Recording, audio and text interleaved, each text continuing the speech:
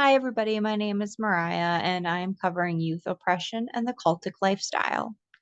The photos on the top are the Branch Davidians, the Manson family, and the Children of God. I chose these photos because they show pictures of happy families. Um, and I wanted to point that out right away because a lot of people think that living in a cult is just this constant stream of horrors. But if that were the case, I don't think as many people would stay.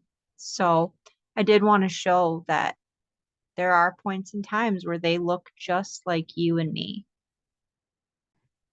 This is a very important quote. It really captures the essence of youth oppression in cults. It says, in cults, children are either seen as an inconvenience or used as a means for growing the cult. In both situations, children are seen as objects and not encouraged to develop their own identity. In cults, nothing is in the best interest of a child. Everything is in the best interest of the leader and the organization. Who is the most susceptible to life in a cult? That is going to often look like young, highly educated females. And by highly educated, we are talking not necessarily intellect, but more open mindedness. The more education that you have, the more you know is out there in the world. And that makes you more open to new ideas and new beliefs. How do cult leaders gain followers? First off, they tend to have wonderful personalities. They are very charismatic and often intelligent and well spoken, but they can also be very manipulative and narcissistic. When people are going through a transition period in their life and they're unsure of what to do, cults often say they have the answers for a higher quality of life, and people are really driven to that. Once they are a part of the cults, they become isolated. The only community they have the exact same beliefs of the leader, which really strengthens those beliefs. And it becomes a situation where you are not able to question authority anymore.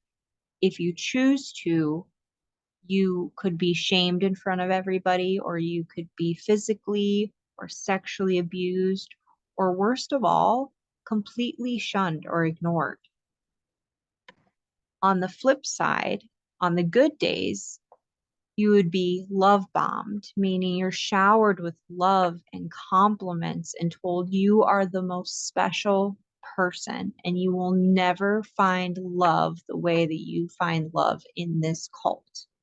And that is a really addicting thing to people. And because they become isolated and completely dependent upon the cult leader for not only love and affection, but basic necessities, that means that their children no longer are dependents of emotionally available adults. The parents are turned into dependents themselves. On top of all of this, mind altering practices take place, like sleep deprivation, starvation, and drugs. One of the ways that sleep deprivation is a part of it is they will have really long seminars where people will sit and listen to these leaders speak for hours at a time. They're not allowed to speak up or move around or sit in anything comfortable. It's just a very long, drawn out process, and that is dangerous for your mental health. What does life in a cult look like? It is a group of people fully devoted to a charismatic, self appointed leader, extreme, unquestioning belief system, cut off from the outside world. The photo to the right is the People's Temple. It is the Jonestown Massacre. This was a mass suicide. Some were willing, others were held at gunpoint and forced to drink cyanide-laced Kool-Aid. The numbers for this varied, but they all seem to be right around 900 people, and more than 300 of these were children. And that just goes to show how deeply these beliefs run, that some people wouldn't even question what they were doing to save their children. Children are often homeschooled and indoctrined and taught the belief system of the leader.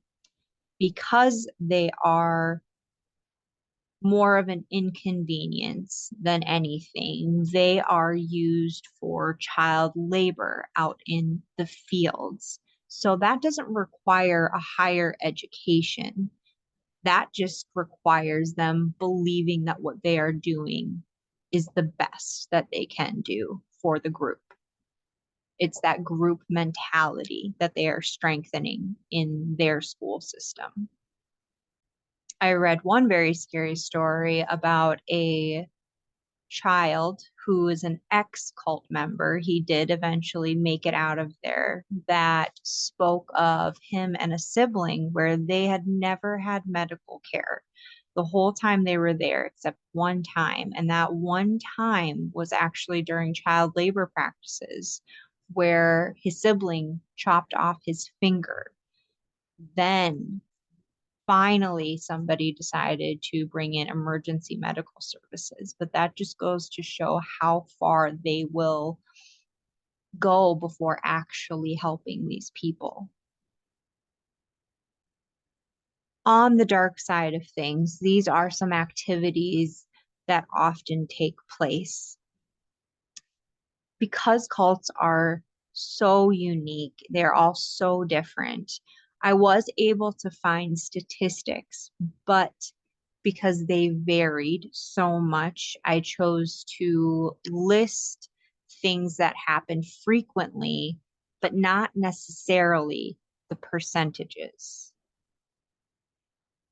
These things include starvation, sleep deprivation, child labor, sexual abuse, physical abuse, prostitution, drug-related offenses, violent crime, fraud, and suicide.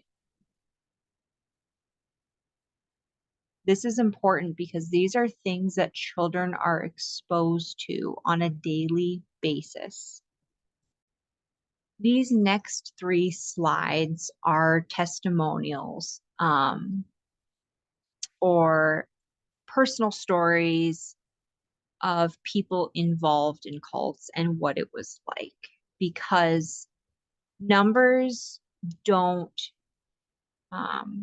they really don't explain what life is like as well as a personal account. This first group is called NXIVM. Catherine Oxenberg and her daughter India. This is a picture of them attending a personal and professional growth seminar called Executive Success Program. And it was not what they thought at all. The daughter ended up getting sucked into that lifestyle, and she came back home and she had some news for her mom. She said, "It is innovative, it's exciting. Keith, who is the leader, is brilliant, and he's going to mentor me personally, Mom. This is an opportunity I can't pass up." And that's what cult leaders do. They make you feel special, like everything is catered to you, when in reality, it's catered to them. The longer India was in this group, the less like herself that she was. At one point, she came home and said, "Mom, I just want to let you know that I split from Michael and I quit my job at the Rainbow School." So she was highly educated and she was going places, but she gave it all up for this group. This was a group that promised success and money and living a humanitarian life.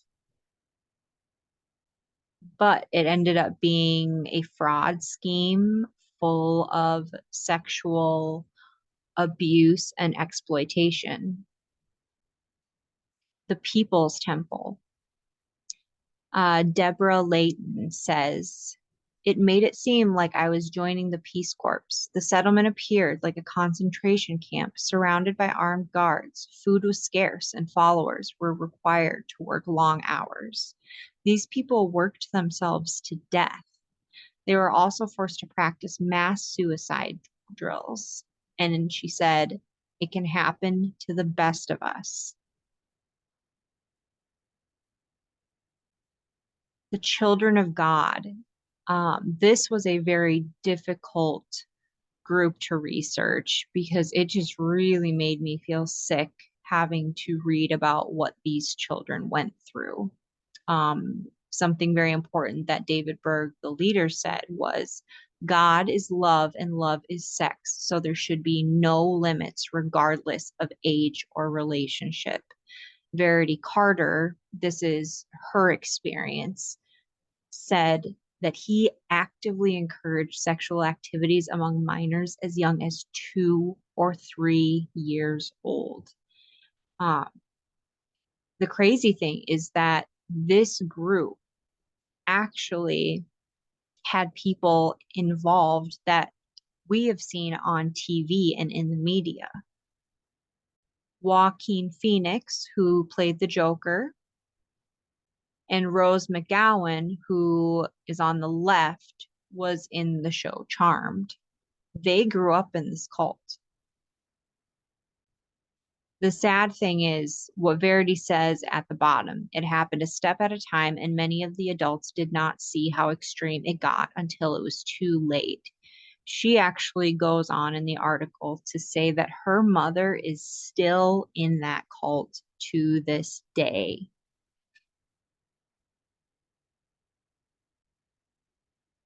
The aftermath. So, what is life like for these children in the cult, and if they get out of the cult? Post-traumatic stress disorder, depression, anxiety, shame, guilt, loneliness, paranoia, substance abuse, eating disorders, nightmares, and suicide. It doesn't get worse.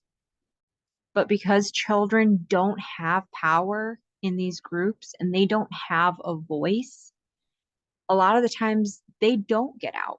They are stuck in that life and brainwashed to think that this is what life is supposed to be like. There are no TVs or media or newspapers or books for them to see any other lifestyle. So they just live like this day in and day out. Here are some popular cult leaders. I don't want to talk too much about them because I don't want to give them that satisfaction or that celebrity title. But these are photos of some of the most popular leaders. I think survivors should be given the most attention. So these are a few people that chose to post either poetry or just little letters about what life was like in the cult and what it was like after. Bunny Jackson says, my beliefs were so very strong. In my eyes, Jim Jones could do no wrong. When it was reported that 300 were dead, I believed what Jim Jones had always said. He would raise them all from the dead. This belief remained for months in my head. Patrick O'Reilly says, although Bill is now in his 30s, emotionally, in many ways, he is still an adolescent. Brian Kravitz says, I felt I had lost myself, my capability to love, even my ability to reach out to my fellow human beings. I stayed alone for 13 years, trying to persuade myself to keep living. It's heartbreaking to think that these survivors, these children or people that get out of this group, they don't get to walk out of that group of people and sigh relief. A lot of the times they are walking out into a world that they don't know anybody anymore. They are all alone. They don't have jobs. They don't have a place to go. And it's incredibly lonely. And that mindset where they used to have this community that would tell them they were so special and loved all the time, that's not realistic. That's not out in the real world. So they don't know what to expect at this point, and that can be really, really scary. And those are the things that lead to the nightmares and the depression and suicide and alcohol and drug abuse. Because now that they're out, they don't know how to be out. This last slide here, I just wanted to kind of make some connections with our readings and the lectures that we had on oppressed youth. So oppression is the unjust use of authority. We can all agree that these leaders and the things that they make these children do are not fair. They mention adults emphasizing order, usually to make adults' lives easier. Again, we see that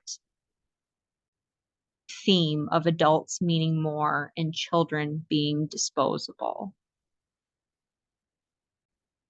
I really like the saying on number 6, oppression falls on a continuum of benign neglect to malignant abuse, because that is very, very harmful to children being neglected. It can be more dangerous than being physically abused in some situations. Indoctrination, that's teaching those beliefs to those children from a very young age that the cult and the community is all they should care about. And number 9, education policies such as zero tolerance. Yeah, this leader has zero tolerance, has zero patience. They don't have room for error, especially when they don't care about these children in the first place. These children are objects or used as a means to grow the cults, and anything outside of that, these leaders do not have the tolerance to put up with it.